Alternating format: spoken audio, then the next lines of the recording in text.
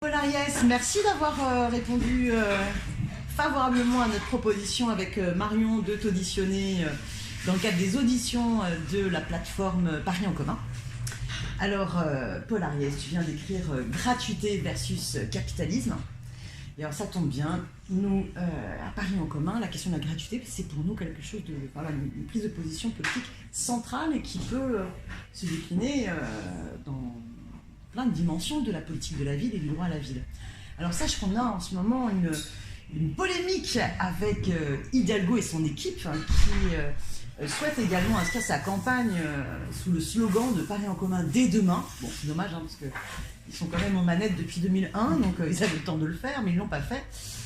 Mais justement, pourquoi cette question du en commun et de la gratuité, qui pour nous sont liées, détermine des conceptions radicalement différentes de notre société? Moi j'aurais déjà envie de dire, mais c'est une boutade par rapport à Hidalgo, que chaque fois qu'on promet de raser gratis demain, ça annonce toujours des lendemains qui déchantent. Et je crois que ce qu'il faut aujourd'hui affirmer, c'est Paris en commun tout de suite, dès aujourd'hui. Et c'est vrai que toute la réflexion qu'on a menée collectivement autour de la gratuité, on parle de gratuité du service public, et on aime bien mettre service public au singulier, parce que le service public, c'est une conception de la société. C'est-à-dire c'est une conception de la société qui finalement poursuit toute la réflexion qu'il y avait eu au moment du Conseil national de la résistance, donc avec le fameux programme Les Jours Heureux, où lorsqu'on parlait à l'époque de sécurité sociale, c'était pas la roue de secours que c'est devenu, c'est-à-dire face aux accidents de la vie, c'était véritablement d'organiser la sécurité sociale en matière de santé, en matière de logement, et même en matière d'alimentation. Et finalement, parler de gratuité aujourd'hui, c'est dire la même chose avec de nouveaux mots. Donc quand on parle de gratuité, il s'agit bien effectivement de dire que ce qui est le plus important pour les gens ordinaires, pour nous tous, pour les 99%, c'est pas notre compte en banque. Ce qui nous permet effectivement de vivre, c'est ce qu'on construit ensemble. Eh bien, c'est ce qu'on appelle les communs. C'est-à-dire qu'il suffit, quand on raisonne au niveau mondial, de rappeler 3 chiffres.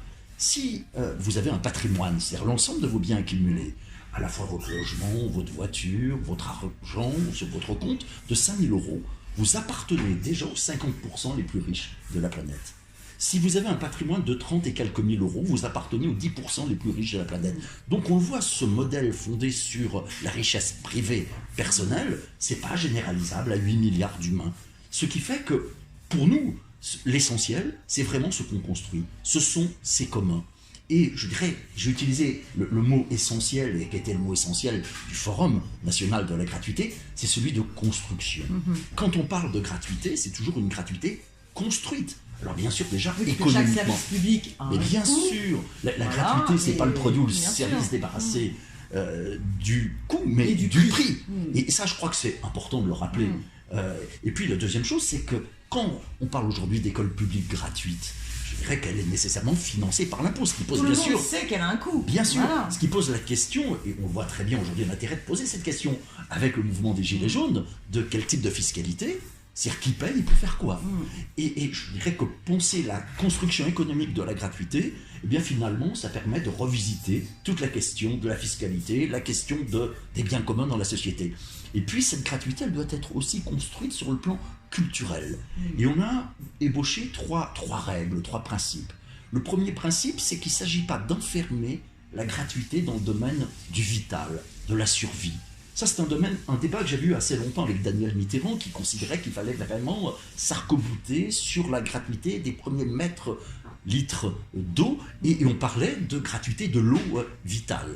Et aujourd'hui, on parle plutôt de gratuité de l'eau élémentaire ou de l'énergie alimentaire, parce que la gratuité de l'eau, c'est très important, c'est essentiel, mais la gratuité des bacs à sable, c'est aussi important. Donc, la gratuité, c'est un projet de civilisation. Deuxième règle essentielle, c'est qu'il ne s'agit sûrement pas de rendre tout gratuit. C'est-à-dire que la gratuité doit correspondre à un projet de transformation de la société. Quelles sont nos priorités en termes de droit, en termes d'intérêt général? Et puis je dirais pour avancer vers plus d'égalité sociale, pour avancer vers la transition écologique et puis l'implication citoyenne. Et c'est là où on avance, nous, notre nouveau paradigme qui est gratuité du bon usage face au renchérissement du mésusage. Ça peut sembler compliqué, en fait c'est très simple. Pourquoi est-ce qu'on paye aujourd'hui son eau le même prix pour faire son ménage et pour remplir sa piscine privée? Et ce qui vaut pour l'eau doit valoir pour l'ensemble des biens communs et des services publics. Et la troisième règle, tout aussi importante, c'est que la gratuité, par exemple des transports, c'est pas simplement le fait de supprimer la billetterie. Ça, c'est la conception d'Hidalgo, c'est la conception de la droite, c'est la conception de ceux qui n'ont rien compris. Parce que derrière, ils à la se disent gratuité. des emplois humains en moins à payer, ça sera une baisse de masse salariale, génial. Au lieu de penser droit à la mobilité, j'abandonne ma voiture polluante. On peut prendre un exemple parce que tout le monde le comprend immédiatement. Moi, je suis, comme beaucoup de gens, pour le retour en régime municipal de la restauration scolaire. Mais si on revient en régime municipal, c'est pas pour faire la même chose que les géants de la malbouffe. C'est pour aller vers une alimentation faite sur place, servie à table, une alimentation relocalisée, moins carnée, moins gourmande en eau, assurant la biodiversité. Avec une éducation au goût, mais donc bien sûr, un rôle du repas. C'est-à-dire dans la gratuité, c'est un outil pour pouvoir transformer la société. Je dirais que la gratuité, c'est deux choses à la fois. C'est déjà la réponse à une urgence sociale, écologique, c'est du pouvoir d'achat non monétaire donné aux gens. Et le fait que ce ne soit pas monétaire, ça change beaucoup. Parce qu'on commence à sortir à ce moment-là de la logique de cette société d'hyperconsommation, société de gaspillage, etc. Et puis je dirais que c'est aussi une façon de commencer une transition globale. C'est-à-dire qu'il s'agit de multiplier aujourd'hui les îlots de gratuité, ces petits bouts. Donc dans certaines villes, on commence par la gratuité des services culturels, ailleurs c'est les services culturels, funéraires, ailleurs encore c'est celle de l'eau ou de l'énergie, ailleurs c'est celle des transports. Tous ces petits bouts de gratuité, demain, si les gens le souhaitent, eh bien ça peut faire des archipels de gratuité et après-demain des continents. Donc je crois qu'il faut vraiment qu'on inscrive notre réflexion dans cette perspective, à la fois à court terme, c'est une réponse, je dirais en partie, c'est pas toute la réponse, mais c'est une partie de la réponse à la crise dont témoignent les gilets jaunes d'aujourd'hui, mais c'est aussi l'ébauche du commencement de ce que peut être un nouveau projet de société.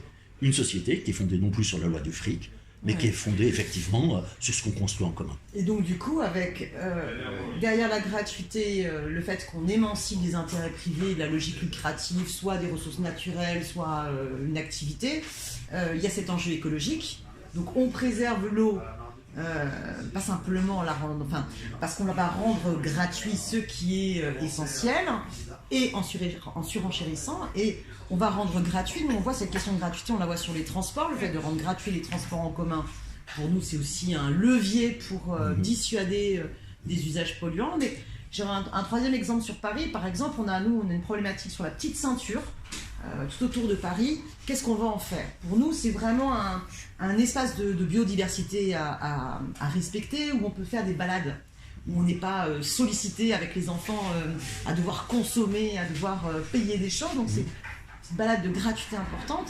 Alors que la ville de Paris aurait la volonté de rendre ce territoire-là comme un terrain de jeu où des intérêts privés peuvent développer des boîtes de nuit, voilà. Je pense que c'est cette notion aussi de gratuité qui permet aussi d'avoir une préservation de ressources, de biens communs, des logiques prédatrices, c'est important. Et puis c'est aussi une question de droit pour tous, quoi. Tu parlais de préserver, je dirais globalement, l'environnement et les ressources. Je crois que c'est important d'affirmer que la gratuité, ça ne conduit pas au gaspillage. Exactement, c'est l'inverse. Voilà, c'est-à-dire qu'il y a deux exemples extraordinaires. On a aujourd'hui un retour sur expérience. Depuis 10 ou 15 ans que l'Observatoire international de la gratuité existe. Les villes qui ont adopté la gratuité de l'eau élémentaire, ce que l'on constate, c'est que les gens, finalement, consomment beaucoup moins. Non pas parce qu'ils seraient fortement convaincus de la nécessité de préserver la planète. Non, déjà parfois pour tout simplement ne pas accéder aux tranches supérieures plus chères. Et puis aussi parce qu'on n'instaure pas la gratuité de l'eau élémentaire sans développer des politiques d'accompagnement. C'est-à-dire sans avoir du personnel municipal dédié qui est là pour conseiller les gens, pour leur dire voilà comment il faut changer les joints, voilà comment il faut réduire le gaspillage. Puis un exemple peut-être encore plus probant, c'est dans le cadre de la gratuité des médiathèques. Lorsqu'une bibliothèque, une médiathèque est payante, chacun se comporte comme un bon petit consommateur. C'est-à-dire si j'ai le droit à emprunter 10 ouvrages ou 10 DVD, j'en prends 10. Quitte à ne pas tout lire ou à ne pas tout regarder. Lorsque la même bibliothèque devient effectivement gratuite, alors on augmente déjà presque par 2 le nombre d'abonnés, mais ça, c'est attendu. Mais surtout, on diminue de 30 à 40% le nombre d'ouvrages ou de DVD empruntés. Pourquoi ? Parce qu'on n'est plus dans une logique de la consommation. Parce qu'on est déjà, alors c'est pas toujours parfait, mais davantage des usagers. Libre, finalement, voilà. Donc on n'est plus réfléchi. On est plus des usagers maîtres de leurs usages. Et ça, très franchement, moi ça m'a redonné de l'espoir. Et ça se produit très très vite. Et je dirais aujourd'hui une urgence planétaire et une urgence sociale. Eh bien la gratuité, ça produit très vite ces effets qui sont très très positifs. Alors justement, sur la question aussi le débat sur la gratuité ou versus la tarification sociale. Parce que alors là, on a une grosse bataille à Paris où justement sur la question de l'eau, Anne Hidalgo et sa majorité ont privilégié l'instauration d'une tarification sociale. Alors que moi, j'argumentais pour la gratuité, parce que je trouvais ça quand même terrible. La tarification sociale, ça veut dire que tu es obligé d'aller voir le château pour dire mon bon seigneur, j'ai des problèmes sociaux, je souhaiterais avoir la tarification sociale. Je trouve que c'est un rapport d'humiliation où on est obligé de quémander une aide, alors que la gratuité instaure un droit et donc restaure la dignité de toutes et tous par l'égalité dans tu as l'usage. raison, il y a en fait deux conceptions de la gratuité. Il y a une gratuité d'accompagnement du système.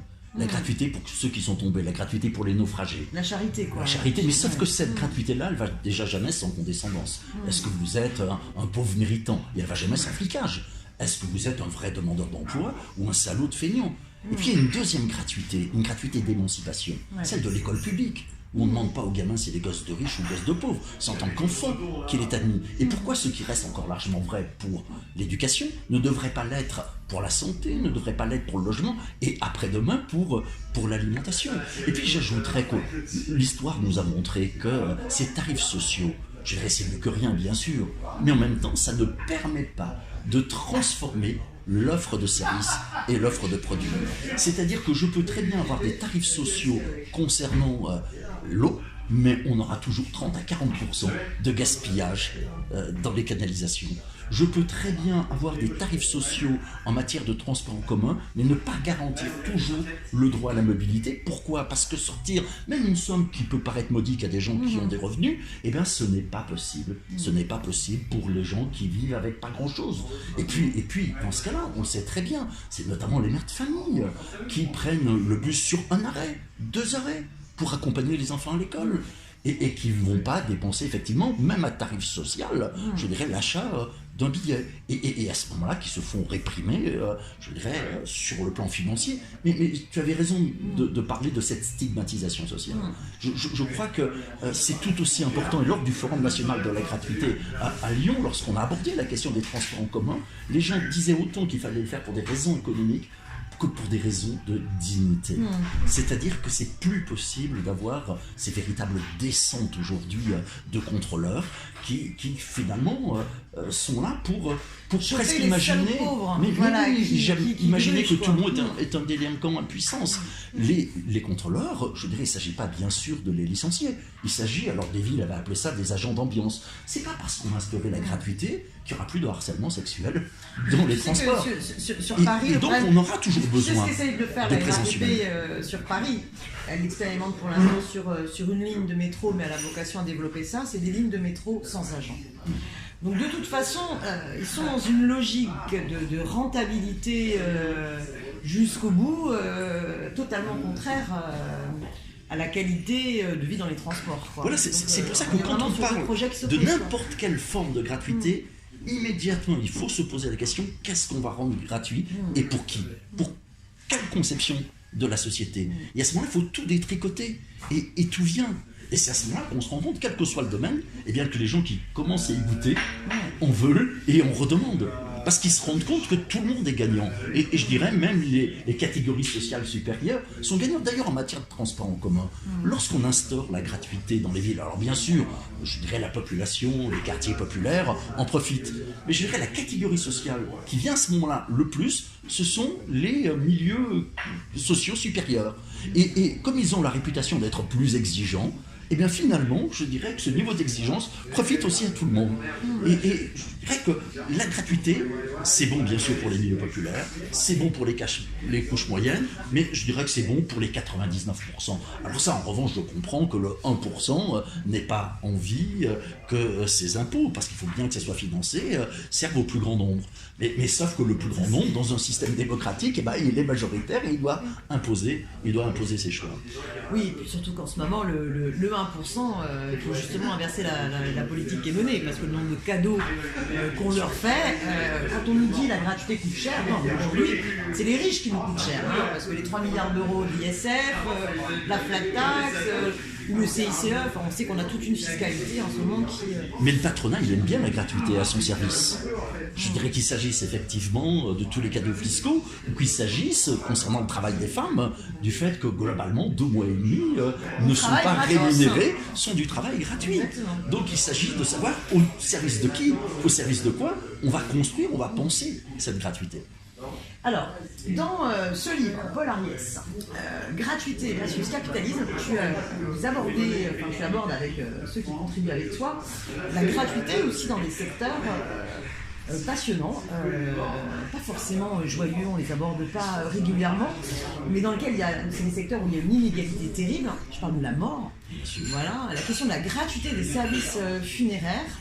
À Paris, tu sais qu'on est une ville qui se gentrifie terriblement avec une spéculation du prix des loyers et du foncier. Mais alors sous terre aussi, la spéculation, elle joue à plein. Est-ce que tu peux nous parler de la gratuité des services funéraires et en fait du retour à l'histoire de la gratuité? Bien sûr, en fait. mais parce que chacun, je dirais, a sa préférence. Certains préfèrent commencer par la gratuité de la restauration scolaire, d'autres des transports en commun. Moi, si je devais comme ça, je dirais presque hors sol, dire de quoi je suis avant tout amoureux, ça serait de la gratuité des services funéraires. Parce que je crois que cette société capitaliste, cette société d'exclusion, a eu besoin d'évacuer la mort. Non seulement aujourd'hui on n'a plus le droit d'être malade, on n'a plus le droit de vieillir, à tel point que le mot vieux ou vieille est devenu une insulte, mais il faut presque se cacher pour mourir. Moi, je crois qu'il faut remettre la mort au centre de la vie, mais pas pour être morbide, au contraire, pour être pleinement jouissif. Et je dirais que si on assure l'égalité de tous devant la mort, il y a peut-être aussi plus de chances de pouvoir l'être dans la vie. Et puis, repolitiser la question de la mort, c'est aussi prendre conscience davantage de nos propres limites. Et j'ai l'espoir que si nous avons davantage conscience de nos propres limites, nous aurons aussi conscience des limites de la planète. Mais là encore, il ne s'agit pas simplement de rendre gratuits les services funéraires tels qu'ils existent aujourd'hui. Alors déjà, bien sûr, cette gratuité, c'est une réponse à l'urgence sociale parce que se faire enterrer ou se faire incinérer, ça coûte de plus en plus cher. Et que le coût de ces prestations a augmenté beaucoup plus vite que le coût de la vie. C'est-à-dire que c'est un business extraordinaire. Et puis, je pense qu'également, instaurer la gratuité des services funéraires, ça va avec le fait de réfléchir sur la possibilité de créer des cérémonies républicaines. C'est-à-dire qu'aujourd'hui, le mariage est avant tout, bien sûr, un mariage laïque, républicain. Il y a la possibilité d'avoir des baptêmes républicains, mais il n'y a rien pour effectivement la mort. Alors les municipalités du coup développent l'accès à des salles pour qu'on puisse se faire une cérémonie. Des Françaises et des Françaises le souhaitent.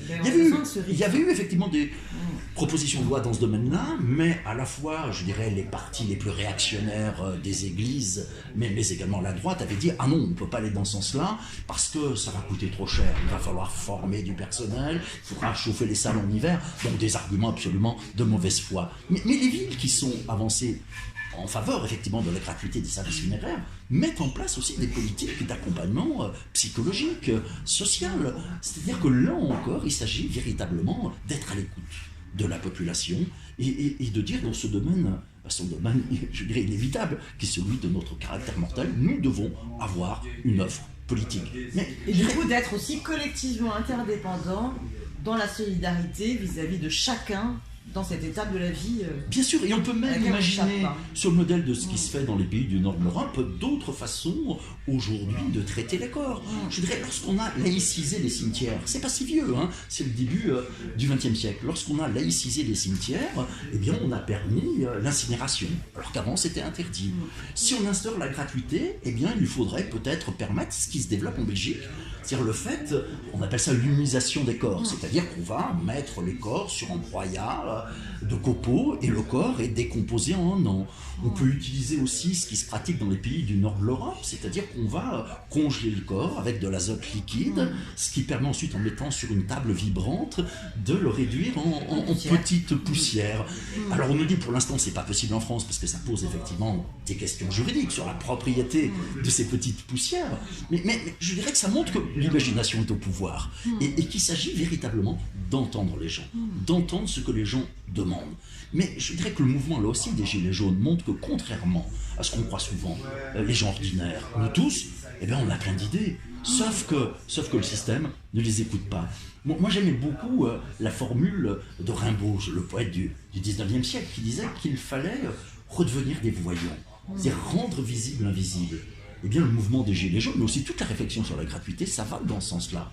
Rendre visible toutes les aspirations populaires, rendre visible tout ce qui s'invente aussi, tout ce qui s'expérimente.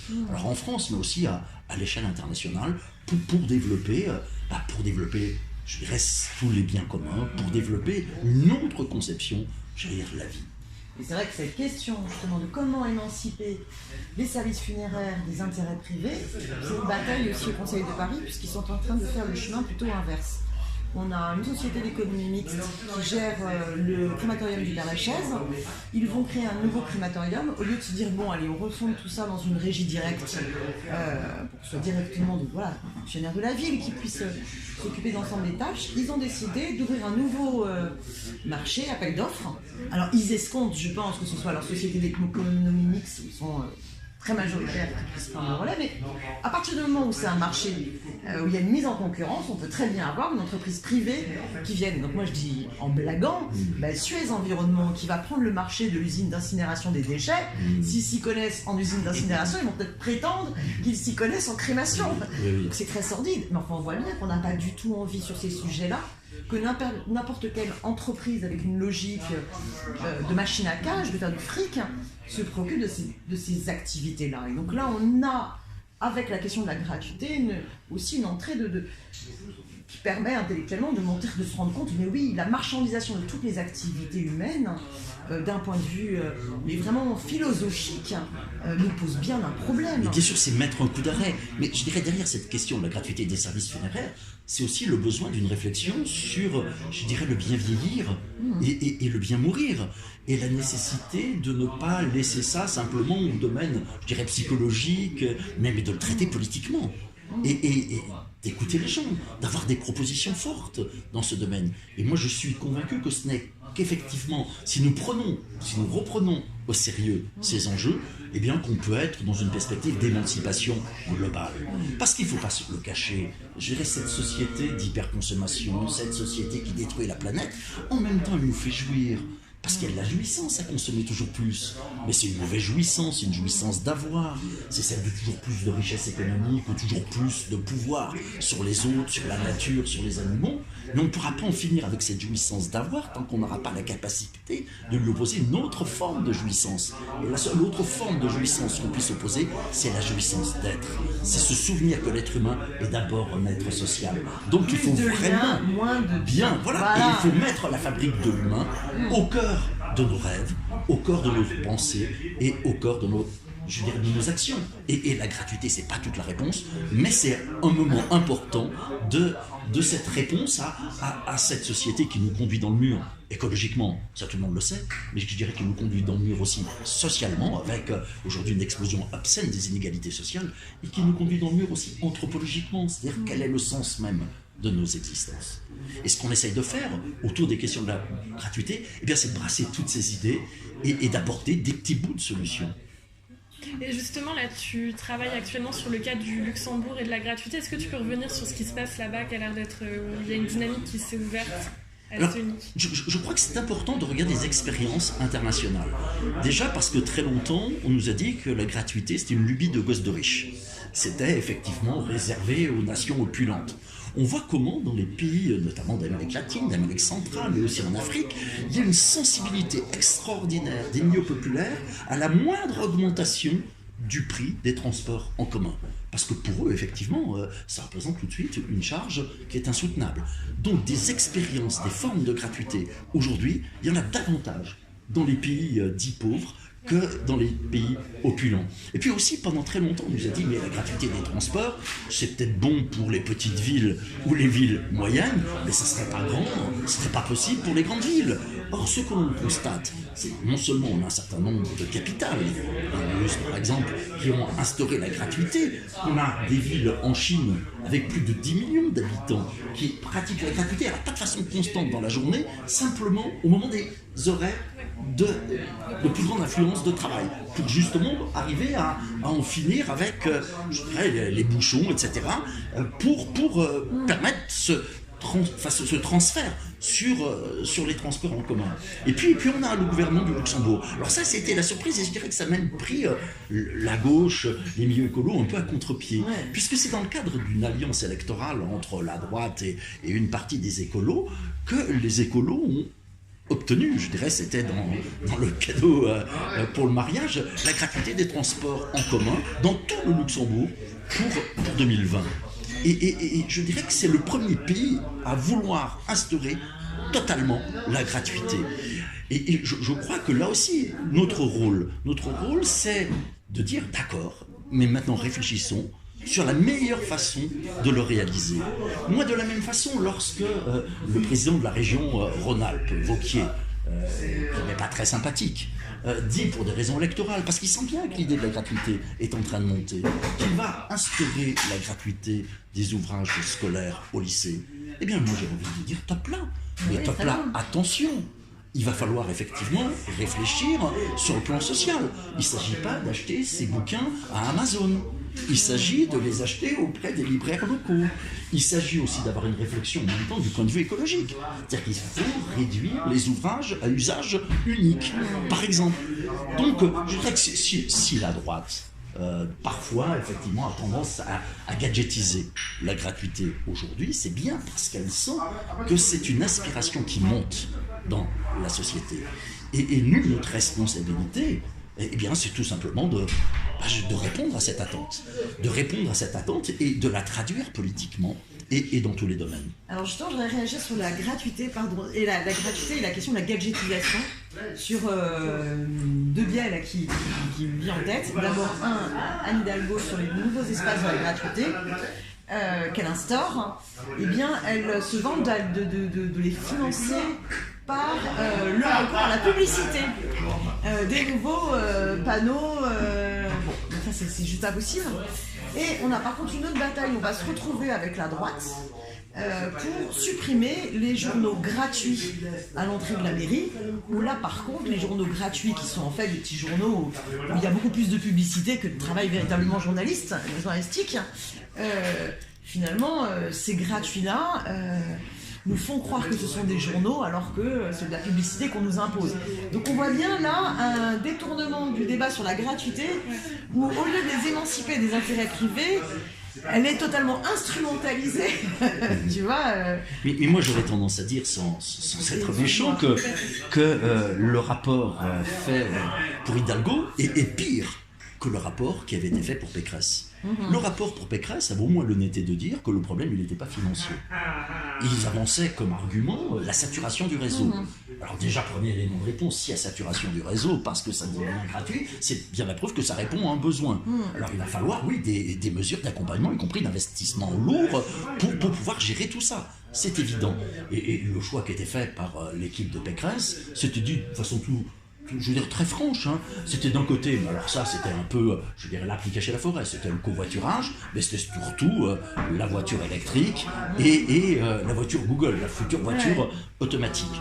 Et le fameux rapport pour Hidalgo, lui, il nous dit non, le problème il est financier. Alors qu'on sait très bien que c'est totalement faux. C'est-à-dire qu'on peut financer. Alors on peut financer déjà parce que tout simplement, prenons les chiffres officiels, hein, ceux des différents ministères, si on instaure la gratuité, cela coûterait à peu près 500 à 600 euros par an et par personne. Tout simplement le coût de nos abonnements. Le coût simplement des bouchons urbains, c'est au niveau national plus de 1000 euros par personne et par an. Et à Paris, c'est beaucoup plus. C'est-à-dire qu'en réalité, on n'intègre pas dans les calculs les coûts des bouchons, mais aussi le coût de la pollution. Le coût de la pollution, que ce soit en termes de santé publique ou que ce soit en termes de dégradation du bâti, par exemple. Ou de rendement agricole, etc. Bien sûr, ouais. Et alors tout ça, ça a été chiffré. On a les chiffres. On sait exactement combien ça représente, comme dizaines de milliards d'euros.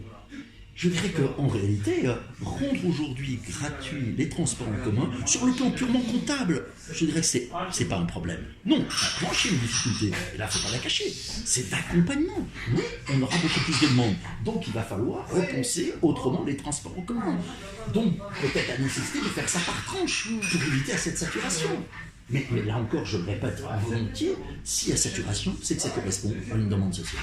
Bon, puis, sur les transports en commun, vu la gabegie en ce moment, qu'on soit du Charles de Gaulle Express ou du Grand Paris Express, où on voit les explosions, il y a plein de... Et puis je crois que si on parle de gratuité des transports en commun ou de gratuité des services funéraires ou de l'eau, c'est parce qu'à l'échelle du système marchand aussi. Je dirais, il faut partir de là.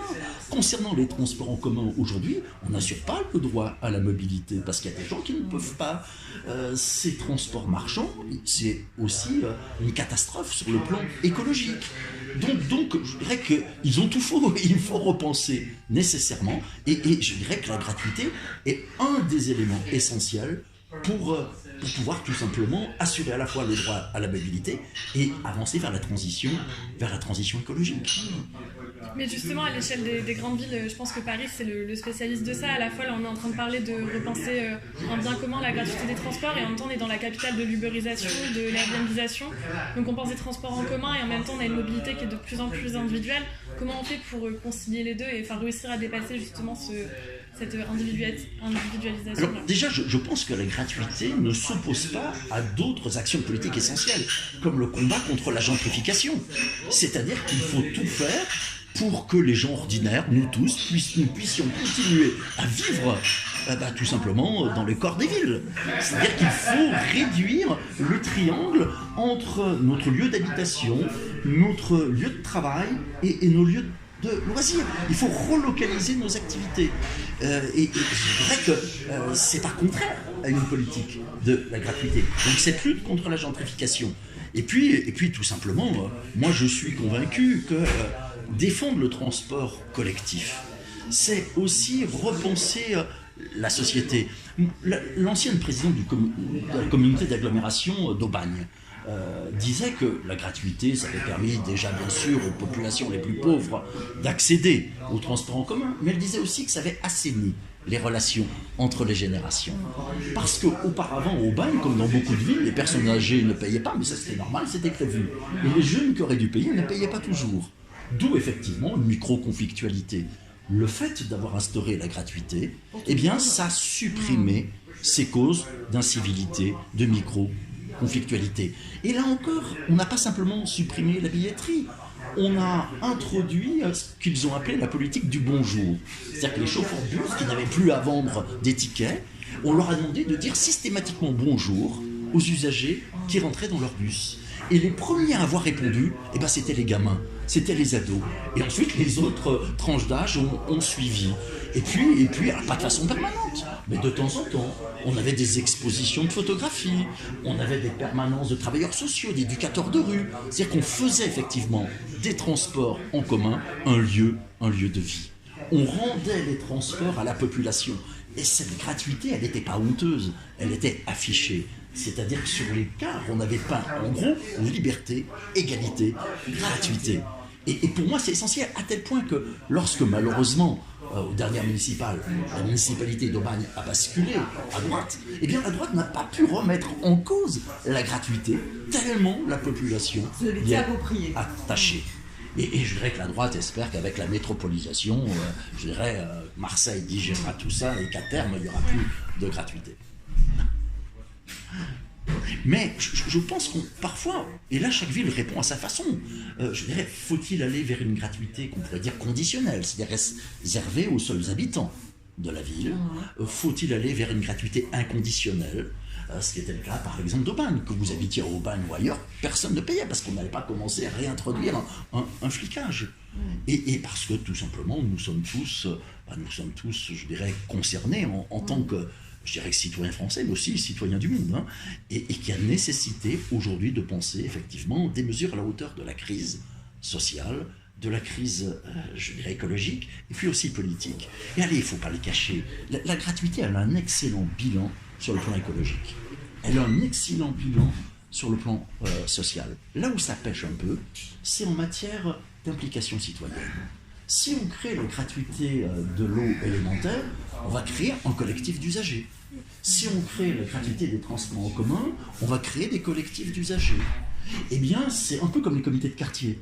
C'est-à-dire que ça va fonctionner très bien pendant quelques mois, et puis très vite, on va retomber dans une certaine apathie. Alors ça, c'est plus vrai d'ailleurs en France, en Europe, que dans les pays africains, que dans les pays d'Amérique latine, ou certaines parties de l'Asie, où on installe ces formes de gratuité. Donc on a aussi toute une réflexion à avoir pour tout simplement voir de quelle façon, parce que là aussi, le mouvement des Gilets jaunes est intéressant, on voit que les gens veulent s'impliquer, on voit que les gens veulent participer, c'est-à-dire comment permettre cette implication citoyenne.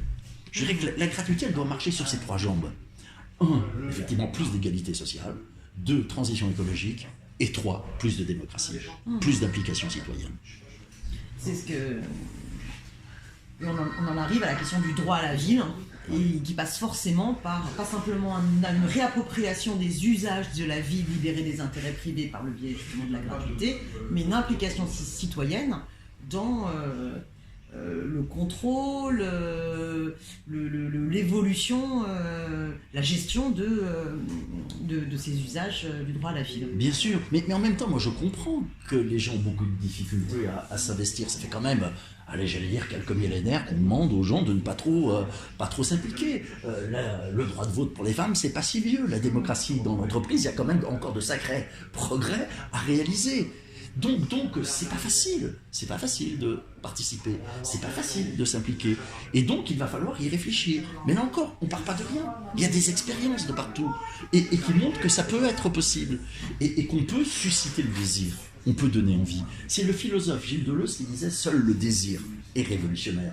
Et moi, si je suis, je dirais, amoureux de la gratuité, c'est pas seulement pour répondre à l'urgence sociale et écologique. Si je suis amoureux de la gratuité... C'est déjà une bonne raison quand même. Mais oui, bien sûr. Mais c'est aussi parce que je crois que c'est rendre à une dimension essentielle de l'humain quelle est sa part. Vous savez, les gens qui disent mais rien n'est gratuit, ou s'il y a de la gratuité, ça va être du gaspillage. Moi, j'ai toujours envie de leur demander est-ce que vous préférez avoir des rapports intimes dans le cadre d'amour tarifé ou avec une personne qui vous a choisi et que vous avez choisi. On voit très bien que ce qui nous est plus cher, c'est tellement différent. Mais oui, on voit que ce qui nous est le plus cher, c'est-à-dire l'amour, l'amitié, l'engagement, c'est précisément ce qui n'a pas de valeur marchande, mais qui a beaucoup plus de valeur humaine. Et ce qui est vrai, effectivement, pour les relations intimes, pour l'amitié, pour l'engagement, pourquoi ça ne serait pas vrai pour l'accès à l'eau élémentaire, à l'énergie, au transport en commun, aux services culturels, au logement social. Mais bien sûr. Tu vas jusqu'au logement social sur la gratuité. Alors il y a eu toute une réflexion à l'échelle internationale sur, y compris avec des associations comme Droit au logement en France, sur comment garantir effectivement le droit au logement. Et on peut avancer vers cette gratuité du logement social avec des propositions qui avaient été faites, c'est-à-dire que le loyer que vous versez vienne effectivement abonder un compte, et lorsque finalement vous avez payé l'équivalent de votre logement, et en collectif à ce moment-là, c'est pas des sommes extraordinaires, vous devenez effectivement propriétaire. Et puis je crois qu'il faudrait s'inspirer de ce qui existe dans des pays du nord de l'Europe, où le logement social, c'est pas un ghetto pour les pauvres. C'est-à-dire que c'est du logement public. C'est du logement public et tout le monde, quels que soient ses revenus, peut accéder à du logement social. Je dirais que c'est un choix de vie. C'est le choix tout simplement de ne pas choisir des formes privées. Et on a des pays, effectivement, scandinaves, où pour chaque naissance, au départ, on programmait un logement parce qu'on considérait le social, parce qu'on considérait que ça faisait partie des choses essentielles, comme on considérait que c'est essentiel que tout enfant puisse accéder à l'école, et donc d'avoir prévu à l'avance la construction des écoles, la place dans la classe, etc. C'est-à-dire que la pire des choses aujourd'hui, ce serait de croire que la crise écologique ou la crise sociale conduirait à devoir accepter de l'austérité. Je dirais que la transition que l'on propose, c'est tout sauf d'appeler à se serrer la ceinture un peu, beaucoup, passionnément ou à la folie. C'est-à-dire qu'on doit être vraiment du côté du plus à jouir. Et je dirais que ça, eh bien effectivement, il faut le construire. Il faut le penser, mais on a les pieds sur terre. C'est-à-dire qu'on le fait notamment à partir des expériences, des formes de gratuité qui existent déjà. Et alors le système voudrait nous faire croire que la gratuité aurait disparu. Mais non, je dirais que quand on regarde effectivement dans nos villes, il y a encore énormément de domaines qui sont gratuits. Ne serait-ce que, alors, bien sûr, il y a les services publics nationaux. On oublie toujours, on marche sur la route gratuitement, or la route, elle est entretenue. Et oui. Les poubelles sont ramassées, et pas simplement les vôtres. Oui, oui. C'est bien que vous avez un usage gratuit de l'espace public. Et là encore, je crois que c'est important aussi d'être à l'écoute de nos départements d'outre-mer. Au moment du dernier grand conflit social, à la Guadeloupe et à la Martinique, on a vu un manifeste qui avait été lancé par des poètes. Ce manifeste, c'était pour la gratuité des produits qu'ils appelaient, eux, dans leur langage, de haute nécessité. Et les produits de haute nécessité, c'était bien sûr l'alimentation vitale, c'était l'énergie essentielle, mais c'était aussi le droit au beau. Et je crois que le droit au beau, eh bien, c'est quelque chose qu'il faut aussi respecter. Mais ce droit au beau, je dirais que c'est pas une conception, j'allais dire patrimoniale, le caractère patrimonial, c'est un petit côté paternaliste parfois, c'est les grands édifices qui nous écrasent. Moi, je préfère presque la notion de matrimonial, c'est-à-dire, tout simplement, l'importance pour la vie de tous les jours, du jardin public, du choix du mobilier urbain. On a beaucoup travaillé avec à la fois des usagers, avec des personnels de collectivités et des universitaires sur ces questions-là. Regardez comment progressivement on instaure en mobilier urbain, par exemple des bancs, qui sont pensés pour empêcher les SDF de s'allonger et de dormir, ou les amoureux de s'épancher. Eh bien moi je suis convaincu qu'il faut revenir à du mobilier urbain convivial. Il faut remettre du désordre dans la ville. Et quand je dis remettre du désordre dans la ville, c'est-à-dire qu'il faut remettre de la vie. Et remettre de la vie, ça veut dire aussi qu'il faut en finir avec le zonage tel qu'il existe. Les zones d'habitation, les zones économiques, les zones commerciales. Il faut arriver à métisser tout ça. Et là encore, lorsque, grâce à la gratuité, on essaye de repenser l'offre, notamment des services de transport, eh bien, il faut penser à ces métamorphoses nécessaires pour avoir une ville qui soit tout simplement, je dirais, plus agréable pour tout le monde. Et une ville soutenable, écologiquement. Bon, bah écoutez, moi j'en resterai sur cette dernière phrase en revenant sur ce que tu disais tout à l'heure sur l'amour et l'amitié, ce qui est gratuit est sans doute ce que nous préférons. La gratuité, ça nous émancipe. T'as un mot de la fin, Marion, non? Non, mais je pense que c'était intéressant c'était de commencer à relier la question de la gratuité avec l'accès au territoire, ce que Henri Lefebvre appelait la différence entre l'espace conçu, perçu. Avec la gratuité des transports, on a vraiment fait la réconciliation des deux pour une meilleure occupation et jouir de manière avec égalité de l'espace. Et du coup, c'était intéressant de relier tout ça avec la question du mobilier urbain. Quand on voit le harcèlement de rue, tous les mécanismes d'exclusion, on voit qu'en fait tout est lié. Et puis, il n'y a pas de petites questions. Je dirais que quand tu reviens sur la question du mobilier urbain, c'est effectivement quelque chose d'essentiel. Il suffit, dans une assemblée citoyenne, de commencer à parler des jardins publics, du mobilier urbain, des Vespasiennes, pour se rendre compte que les gens y accordent effectivement de l'importance, parce que c'est leur cadre de vie. Et on voit très bien qu'il n'y a pas de petits combats.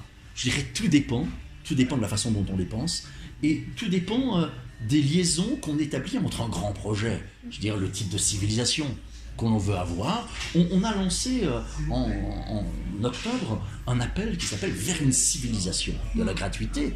Et je dirais, on a mis la barre très haut en parlant de civilisation. Et notre grande surprise, et on était très contents, c'est que cet appel a été très massivement signé.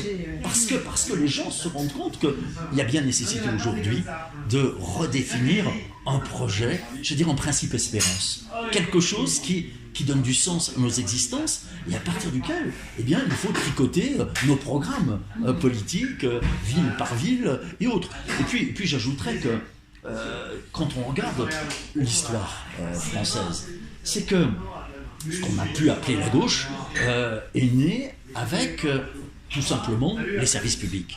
C'est la gauche qui a créé les premières garderies pour enfants, les premières piscines, les premiers stades, les premières bibliothèques. Et aujourd'hui, même les villes de droite et d'extrême droite ont souvent ces produits, même si on n'est pas satisfait de la façon dont les gèrent et les conçoivent. Eh bien, il faut aller encore plus loin. C'est-à-dire qu'il ne faut surtout pas, aujourd'hui, sous prétexte qu'il y aurait une crise financière, dire c'est à la population de payer en se privant de services. Au contraire, il faut repenser totalement, je dirais, un projet municipal qui soit au service du plus grand nombre. Et je dirais, Paris en commun, Lyon en commun, toutes les villes en commun, c'est bien dans cette direction-là qu'il faut nécessairement avancer. Alors je ne dirais pas qu'on a réponse à tout, mais moi j'aime bien cette formule d'un poète espagnol, Antonio Machado, qui disait que le chemin se fait en cheminant. L'essentiel, c'est de mettre la société en mouvement.